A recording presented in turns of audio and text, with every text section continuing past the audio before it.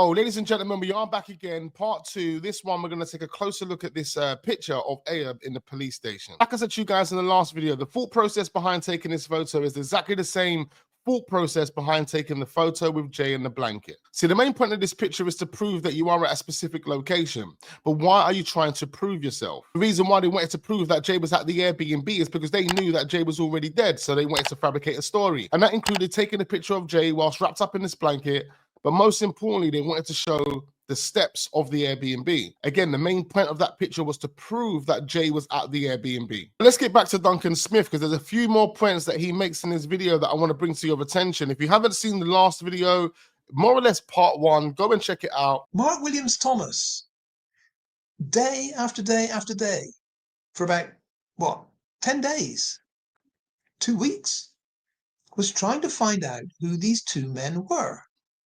And presumably Mark Williams Thomas, day 1 or day 2, had interviewed Brandon, who knew exactly who they were. Exactly. I mean, when Mark Williams Thomas is talking to Brandon and he says, so the two mystery men in Masca, who are they? Brandon knows who they are because Ayub keeps calling Brandon my mate. Exactly. That I've known over there for years. So what does Brandon say to that question? Does he say, I don't know?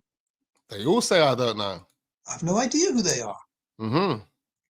I guess Brandon lies and says, Jay, remember that distancing again, Jay must have met them that last night and just went back to them. I don't know who they are. Or maybe he actually tells Mark that he does know the people that Jay went to the Airbnb with. See, the only person out of the whole group that has told the world that these guys were strangers was Lucy. But what doesn't make any sense is the fact that Lucy and Brandon come as a team. So if Brandon is cool with Ayub and has known Ayub longer than 3 days, has known Ayub for as long as Ayub claims he has known Brandon for, then Lucy would have known that. Lucy would have known Ayub for longer than the 3 days that Ayub claims he knows Lucy for.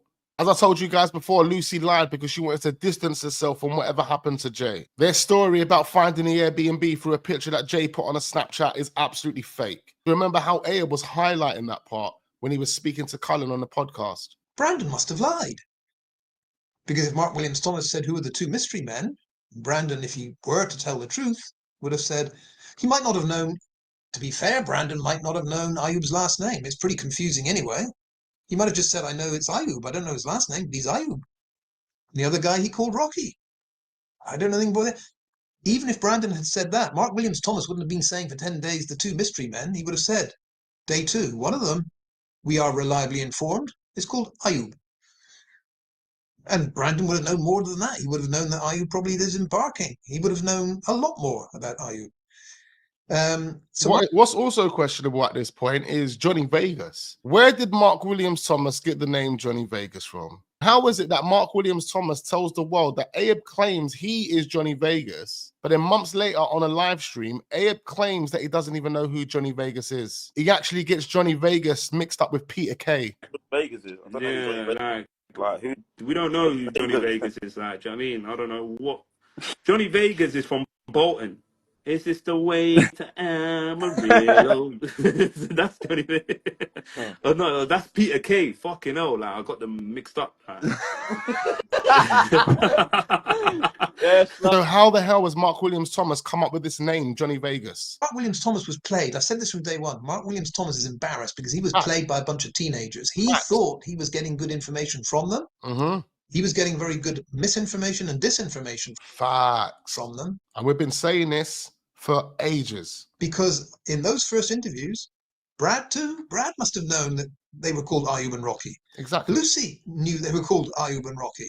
Proper, just mind games. They're playing games with all of us. They've been playing games. But Ayub said, well, do I know Lucy? Well, I know her through a mate. Yeah, I know Lucy. I kind of know Lucy. And Lucy kind of knew Ayub. Lucy kind of knew Rocky. Enough to say, Brandon, Brad, and Lucy knew enough to say to Mark Williams Thomas on day 1, they're not really mystery men. One's called Ayub, one's called Rocky. They're both from the Barking area. We know them. That never happened. Try to act like these guys were complete strangers, and it's only when Ayub threw them under the bus by saying, no, I know them, is when the story changed. But then the only problem we have there is no one or no authority figure, no one whatsoever questioned it. No one said anything about it. Lucy didn't come out and rectify it and say, no, I don't know them. They're strangers. I've never met them in my life. And Jay doesn't know them. In fact, there is a statement that we shared in one of our recent videos where Lucy says Jay doesn't know them at all. So she was adamant in another statement that Jay didn't know them. They were strangers. She also says in the same statement that her and Brad were trying to convince Jay to come home that evening. Now, maybe she's saying that because she left before everyone, like she said, and Brad told her later on that, yeah, I tried to tell him to come home as well. Honestly, like I said to you guys, to a degree, I think Lucy has been played here. When those screenshots were taken at 1:50 in the morning, I think Lucy was with Ayub. And I think Ayub extended his stay because he wanted to try and make it look like he was innocent, to try and make it look like he never done anything to Jay. And the only person he was trying to persuade was Lucy. What even proves that Brad's even more of a snake is that he said to Isla that the call that he had with Jay was after Lucy's call. Based on what we heard from Brad, doesn't make any sense how it could have been after Lucy's call. He went down some little bit. If he was me, he wouldn't have went all the way down there, but you know, he went down there. Yeah, and I just think that's the point where Brad is indirectly telling us where Jay's body is. Remember, prior to that interview, they were searching the wrong area. That's why for the first 2 weeks, nothing was happening. Canines that were looking on the Guardia Civil's behalf were searching the wrong areas. DTR, searching the wrong area. They were all searching the wrong area until Brad come along with the maps, done his interview with Isla, cleared everyone's name, and then told you exactly where to look. They went and looked in that area. 2 weeks later, Jay's body was found. Now, in one of these videos, Duncan Smith makes a point about why the Guardia Civil would have shut off their search. After 2 weeks, they told the world that they're shutting off their search. According to the Guardia Civil, it's because they didn't want internet sleuths to get involved. It doesn't make any sense because they were pleading for volunteers to help. But ultimately, the reason why I think they called off that search, because I think they realized that the first 2 weeks of them searching, they were searching the wrong areas. They were potentially being misled. But for the last 2 weeks leading up to Jay being found, they then started to search the right area. That's when Jay's body was discovered. And that was off the back of information given to them by who? Brad and his mum. And they used the Isla Chiquir interview to do that. And that makes me believe that, for one, they were trying to get their stories together so they could avoid implicating anyone. And for two, they wanted to cream as much money as they possibly could off that GoFundMe. Mark Williams-Thomas got played. A bunch of teenagers pulled the wool over his eyes.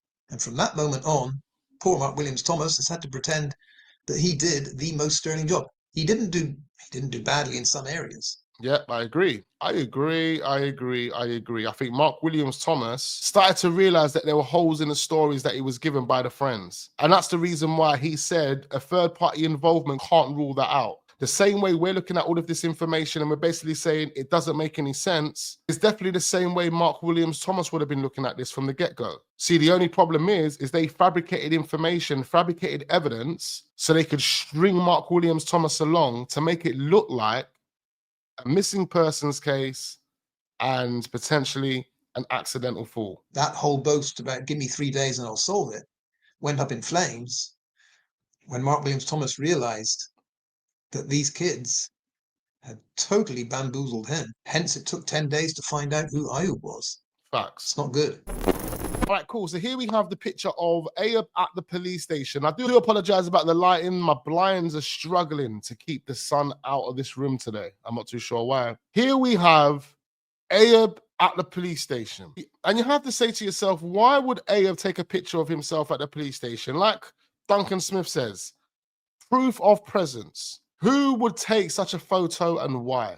The first comment we can see here by Georgie Wood is the picture is very similar to the cigarette blanket picture of Jay on the B&B doorstep.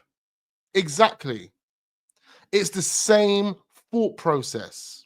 It's to prove that I'm at a certain location and I want you to know that I'm at this location. Why would Ayub need to prove that he was at the police station if Jay just wandered off into the mountains? Most interesting part of this photo isn't that Ayub's at the police station, even though we have questioned why Ayub is at a police station, especially on the same day where Jay allegedly goes missing, or shall we say, gets lost. because they have the screenshots to go and find him. They have his pinged location. The guy's just lost. He's not missing. But the thought process behind this picture is the same thought process that went behind the Jay SLATER blanket photo. It was to prove that he was at a certain location. And this just shows me that Jay never took that photo because the idea came from Ayub. Ayub's the one that thought of the idea. Hence why Ayub is the one that's taken a similar photo with the same thought process. And that's to prove he's at a certain location. Trust me, ladies and gentlemen, they have been lying from day dot. This masker story is absolutely fake.